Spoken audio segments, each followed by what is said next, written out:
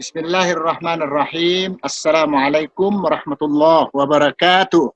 Waalaikumsalam warahmatullahi wabarakatuh. Mari kita mulai kuliah kita untuk sesi pertama, yakni kuliah proposal penelitian disertasi.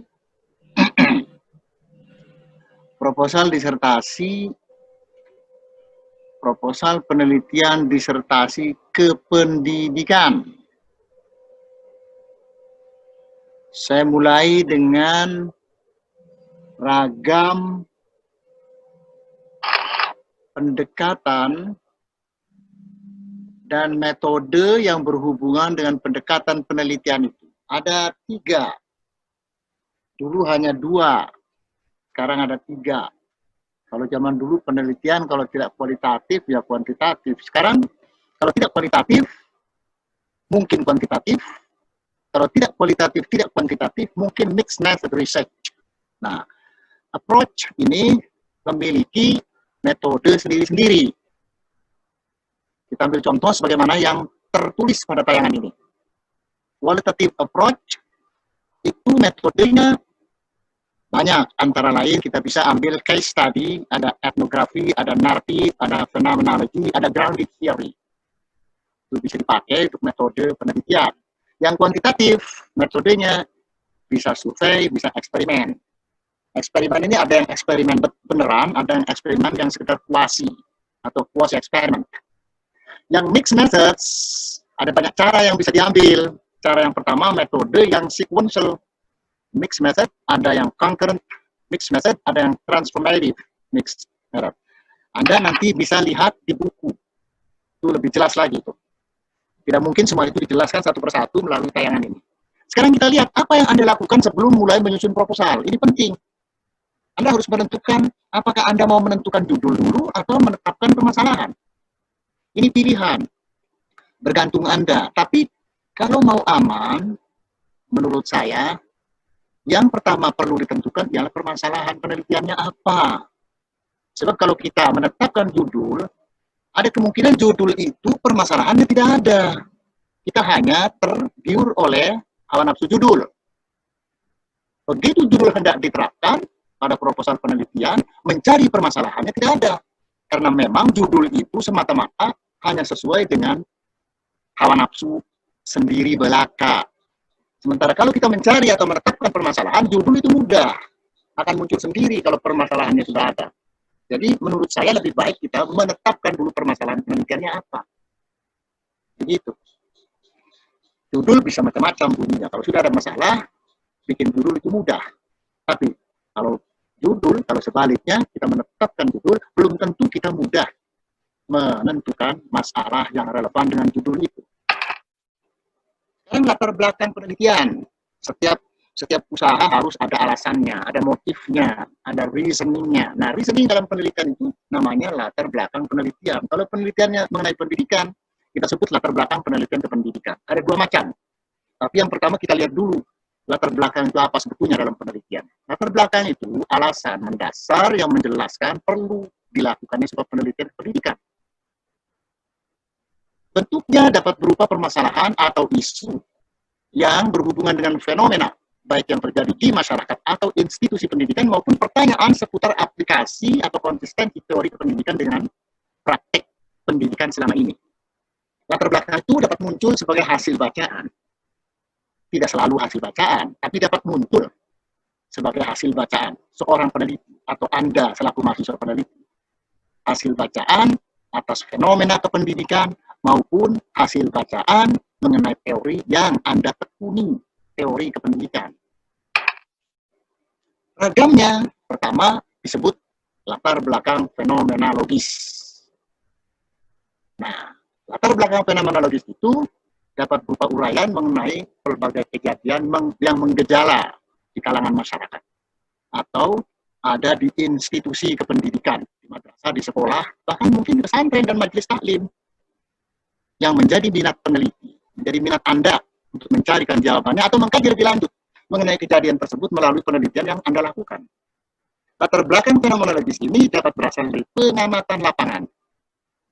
atau berita koran, berita televisi, dan sebagainya.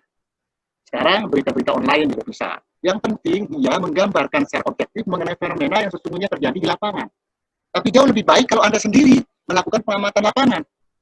Sebab lain cek beja kalau Anda sendiri yang melakukan pengamatan, melihat fenomena yang ada, kejadian yang ada, isu yang berkembang di dalam masyarakat atau institusi yang akan Anda teliti. Itu kita sebut latar belakang fenomenologis. Yang kedua, latar belakang teoretis. Latar belakang teoretis itu isinya teori. Tetapi bukan hanya teori, ada juga konsep, ada dalil yang berhubungan dengan fenomena tadi. Dengan permasalahan yang muncul dalam fenomena yang akan Anda teliti.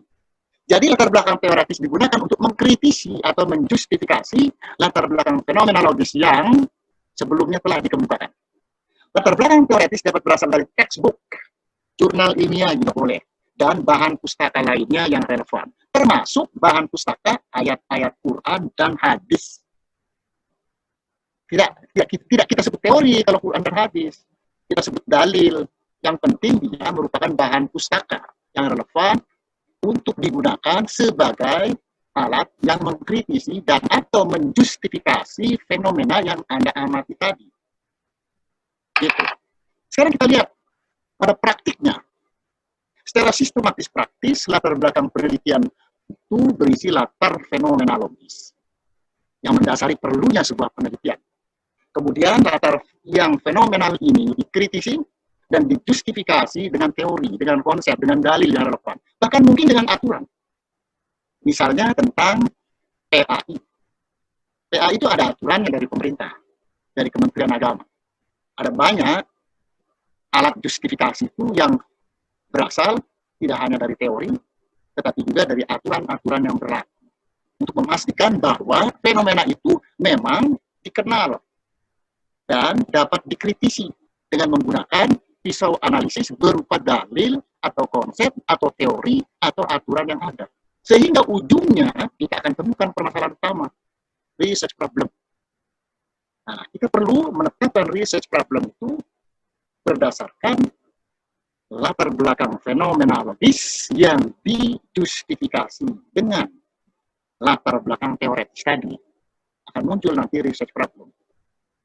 Oh, kalau begitu, riset permasalahan utama penelitian saya nanti, sebutkan saja, bisa dalam bentuk pernyataan, bisa dalam bentuk pertanyaan, atau dalam bentuk-bentuk lainnya, tapi narasi itu harus singkat, padat, dan mewakili segala aspek yang kira-kira akan diteliti. Jadi tidak perlu ngayai. Research problem itu nanti akan banyak setelah di breakdown menjadi pertanyaan-pertanyaan penelitian. Misalnya, guru agama tidak profesional. Itu, guru agama tidak profesional. Guru agama SMA dan SMK tidak profesional. Setelah Anda mengamati di lapangan terjadinya anak-anak tawuran, anak-anak hari Jumat, bukannya sholat Jumat, malah mereka nongkrong. Ketika ditanya, apa kamu nggak belajar agama? Belajar. Kemana? Guru agama ada. Apa tidak mengajakmu untuk sholat bersama, berjamaah, untuk sholat Jumat? Mereka tidak menjawab. Kamu mengikuti pelajaran itu? Mengikuti. Kamu tidak merasakan perlunya menghindari tawuran dengan temanmu atau dengan tetangga sebelah, dengan siswa di SMK, dengan siswa di SMA lain. Mereka tidak menjawab dengan baik. Mereka menjawabnya dengan semaunya sendiri. Dan itu soalnya itu yang di SMK itu suka ini, suka itu. Kami tersinggung. Nah, sebetulnya akar permasalahan di mana? Anda bisa menentukan sendiri dari fenomena itu. Anda kritisi fenomena itu, Anda nanti membuat research problem. Anda bisa mengatakan begini dan begitu bergantung pada kecerdasan Anda dan persepsi Anda terhadap fenomena itu, dihubungkan dengan teori, dihubungkan dengan dalil, dihubungkan dengan aturan yang ada. Lalu Anda katakan, guru agama SMA dan SMK tidak profesional. Atau dengan kata-kata, tabel grafik atau data yang memiliki relevansi dengan latar belakang penelitian boleh dikemukakan, asal tidak mengganggu esensi. Sekedarnya saja, kalau diperlukan betul ada tabel, ada grafik perkembangan misalnya, ada tabel yang menjelaskan hal-hal yang perlu dijelaskan, dan ada hubungannya dengan research problem, Anda boleh mengemukakan. Ini ada catatan kecil, detail dari justifikasi yang bersifat teoretis, diuraikan lebih luas dan mendalam dalam kerangka berpikir. Jadi nanti, alat justifikasi yang bersifat teoretis, konseptual, dan legal tadi dapat Anda pakai dalam kerangka berpikir. Jadi nanti nyambung. Selanjutnya, kerangka teoritis dan konseptual itu dielaborasi secara kritis, sistematis, lebih luas, lebih mendalam dalam laporan penelitian nanti, yaitu pada bab tinjauan pustaka. Cair mengalir, jadi tidak kemana-mana. Yang Anda teliti A, B, C. Kerangka teoretisnya A, B, C. Research problemnya relevan dengan A, B, C. Kerangka berpikir Anda A, B, C. Tinjauan pustaka Anda A, B, C. Tidak ada satupun yang D, E, F, dan selanjutnya. Memang tidak diperlukan karena tidak ada relevansinya. Begitu. Jadi penelitian itu ditinjau dari sudut keteraturan dan keajegannya tidak sulit, tidak perlu kemana-mana. Yang bikin sulit itu sering kita sendiri. Kita mengatakan sesuatu yang tidak perlu dikatakan. Kita hanya perlu mengatakan sesuatu yang seharusnya dikatakan. Sesuai dengan latar belakang, sesuai dengan research problem. Kita lanjutkan sekarang. Ada pertanyaan, mana yang benar menurut Anda? Menurut Anda saja, tidak usah ikut orang lain. Meskipun kata orang lain salah, kata Anda benar, silakan ada.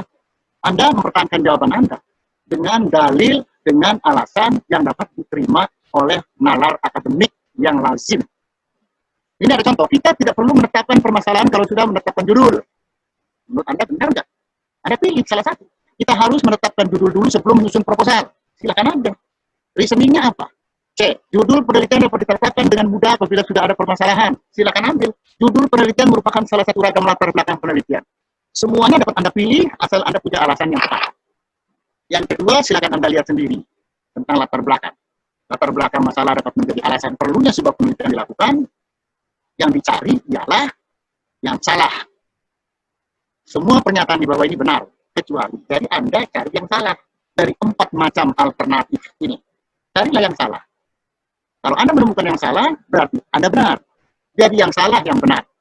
Bukan yang benar yang dianggap benar dalam perintah ini, dalam tugas ini.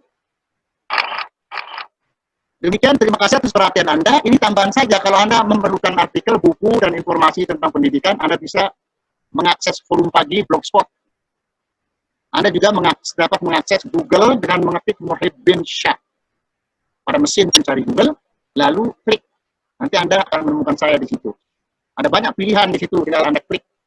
Di situ ada portal berita, ada website, ada perpustakaan, ada macam-macam, ada puluhan ribu entry. Anda tinggal pilih saja mana yang diperlukan. Setelah Anda mengklik Muhyiddin Syah, dan setelah Anda melihat entry-nya, akan keluar dengan sendirinya.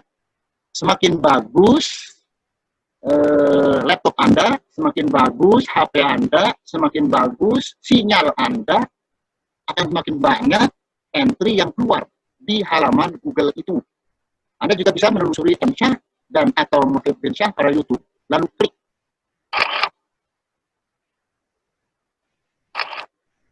Sekian, terima kasih atas perhatian Anda, semoga bermanfaat.